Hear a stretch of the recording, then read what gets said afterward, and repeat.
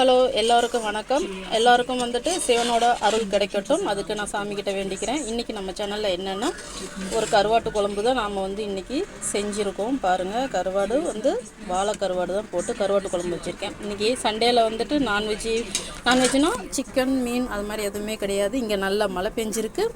அதுக்காக வந்து கருவாட்டு குழம்பு தான் சாப்பிடணுன்னு ஆசையாக இருந்தது. ஸோ நம்ம வீட்டில் வந்து இன்றைக்கி கருவாட்டு குழம்பும் அவிச்ச முட்டையும் தான், வேறு எதுவுமே கிடையாது.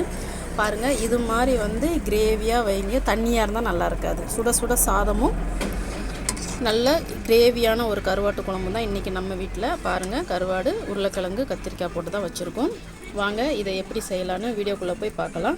நம்ம சேனல் பிடிச்சிருந்ததுன்னா சப்ஸ்கிரைப் பண்ணுங்கள், ஷேர் பண்ணுங்கள். தேங்க்யூ. நம்ம வைக்க போகிற கருவாட்டு குழம்புக்கு நம்ம எல்லாமே கட் பண்ணி வச்சுட்டோம். தக்காளி, வெங்காயம், பச்சை மிளகா, பூண்டு, கொஞ்சம் சின்ன வெங்காயம்.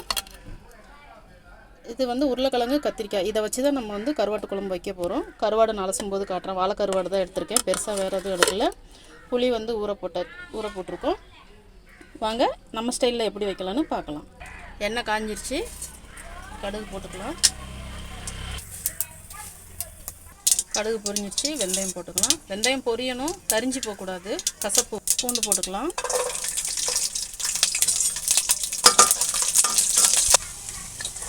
சின்ன வெங்காயம், பச்சை மிளகாய், ஒரு பெரிய வெங்காயம். இது நல்லா வதக்கிக்கலாம். வெங்காயம் நல்லா வதங்கிடுச்சு. இப்போ தக்காளி சேர்த்துக்கலாம். வதங்கிறதுக்கு உப்பு கொஞ்சம் சேர்த்துக்கலாம். மீதி வந்து நம்ம கருவாடு போட்டு லாஸ்ட்டாக உப்பு டேஸ்ட்டு பார்த்துக்கலாம். இந்த தக்காளி வெங்காயம் வதங்கும் போதே கூட மஞ்சள்தூள் சேர்த்துக்கலாம். இதிலே வந்து மஞ்சள்தூள் வாசனை போயிடும். இதனால் தக்காளி வெங்காயம் நல்லாவே வதங்கிடுச்சு. இது கூட வந்து நம்ம காயை போட்டுக்கலாம். கத்திரிக்காய், உருளைக்கிழங்கு. இன்றைக்கி எதனால் நம்ம வீட்டில் சண்டே ஸ்பெஷல் கருவாட்டு குழம்புனா, 2 நாளாக இங்கே நல்ல மழைங்க. அதனால் எங்களுக்கு வந்து ஆசை வந்துடுச்சு. எல்லாம் மழை பெஞ்சால் பஜ்ஜி சுடலாம், போண்டா சுடலான்னு தான் ஆசைப்படுவாங்க.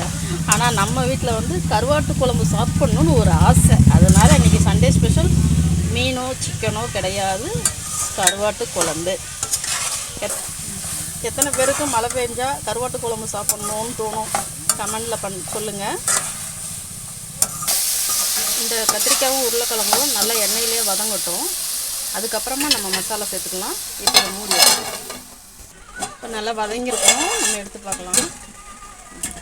பாருங்கள், இந்த தக்காளி வெங்காயத்தோட கத்திரிக்காயும் உருளைக்கிழங்கும் நல்லா இதிலே பாதி வெந்துருச்சு. கத்திரிக்காய்லாம் பாருங்கள் நல்லா குழஞ்சி வந்திருக்கு. இது மாதிரி நம்ம கருவாட்டு குழம்பு வச்சு சாப்பிடும்போது செம்மையாக இருக்கும். இதோட இப்போ வந்து புளி சேர்த்துக்கலாம். கரைச்சி வச்சுருக்க புளியை சேர்த்துக்கலாம். இப்போ புளி சேர்த்துட்டோம். இது கூட மசாலா சேர்த்துக்கலாம். நான் வீட்டில் அரைச்சி வச்ச குழம்பு தூள் தான் சேர்த்துக்கிறேன். இது கூட வந்து தனித்தனியாக எந்த ஒரு மசாலாவும் சேர்க்க போகிறதில்ல. கருவாட்டு குழம்பு கொஞ்சம் காரமாக தான் நல்லாயிருக்கும். அதனால் நான் வந்து இதில் வந்து 3 ஸ்பூன் சேர்த்துருக்கேன். உங்களுக்கு எவ்வளோ காரம் வேணுமோ நீங்கள் அந்தளவுக்கு சேர்த்துக்கோங்க. இதை கலந்து விட்டு கொஞ்சம் கொதிக்க விட்டுக்கலாம். கொஞ்சம் தண்ணி சேர்த்துக்கலாம்.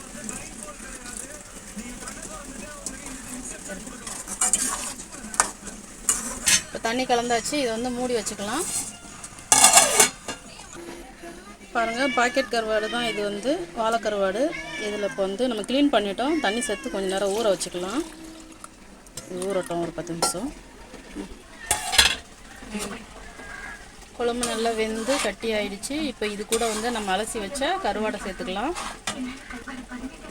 பாருங்கள், நான் கருவாடை நல்லா க்ளீன் பண்ணி எடுத்துகிட்டு வந்துட்டேன். இப்போ இதை வந்து இது கூட சேர்த்துக்கலாம். இது சேர்த்து இது கொஞ்சம் நல்லா வெந்து வரட்டும்.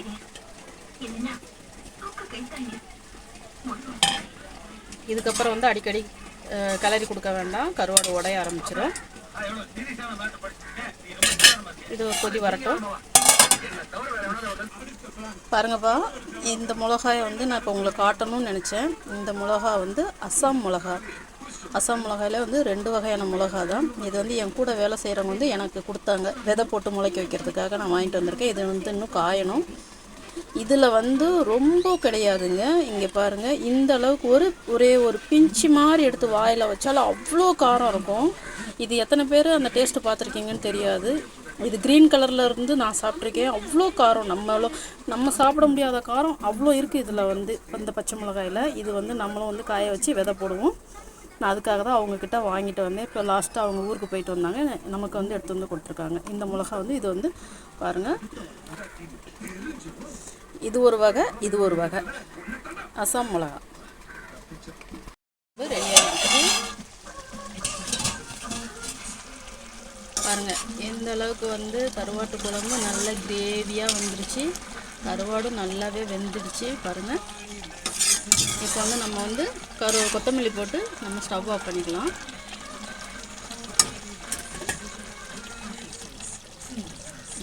இதோட வந்து ஸ்டவ் ஆஃப் பண்ணிக்கலாம்.